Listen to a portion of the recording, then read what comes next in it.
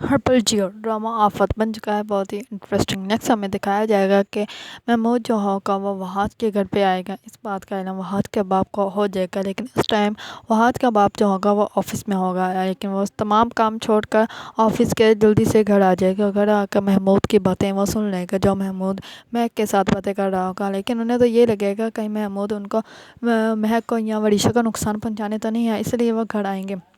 لیکن آگے سے تو انہیں کوئی اور تماشا نظر آ جائے گا۔ محمود جو ہوگا وہ وہاں مہک کے کمرے میں بیٹھا ہوگا اور مہک سے باتیں کر رہا ہوگا کہ ہمارا پلان کامیاب ہو گیا، ہم لوگوں نے جیسا سوچا تھا ویسے ہی ہو گیا۔ وریشا کی شادی ہم لوگوں نے وہاں سے کروا دی اور پراپرٹی بھی ہم لوگوں نے اپنے نام کروا لی ہے۔ اب ہم لوگوں کو بس ایک کام کرنا ہے کہ ان سب کو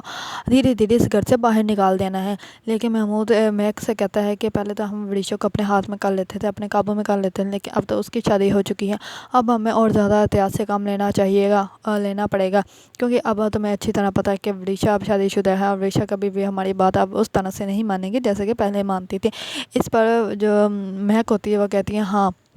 لیکن ہم لوگ جیسے کامیاب ہوتے ہیں اب ہم ویسے ہی آگے بھی کامیاب ہو جائیں گے اور ان سب کو گھر سے بھی نکال دیں گے اور وریشا کو بھی اپنے قابو میں رکھ لیں گے۔ اس بات کی تم ٹینشن نہ لو، میں نے وریشا کو پہلے ہی اپنے ہاتھ میں کیا ہوا ہے، وریشا وہی کرتی ہے جو میں کہتی ہوں، اور تمہیں تو پتہ ہے تمہاری تو وہ اسٹارٹ سے ہی بات مانتی ہے، اگر تم اب بھی اسے کچھ کہو گے تو وہ ضرور مانے گی۔ اسے بس اب یہ کہنا ہے کہ وہ جو بھی پراپرٹی کا حصہ اس کے نام ہے وہ ساری پراپرٹی وہ اب تمہارے نام کروا دے، جیسے وہ تمہارے نام ہو جائے گی پھر ہم تمہیں اس گھر میں لے آئیں گے اور اس گھر والوں کو تمام لوگوں کو باہر نکال دیں گے۔ اگر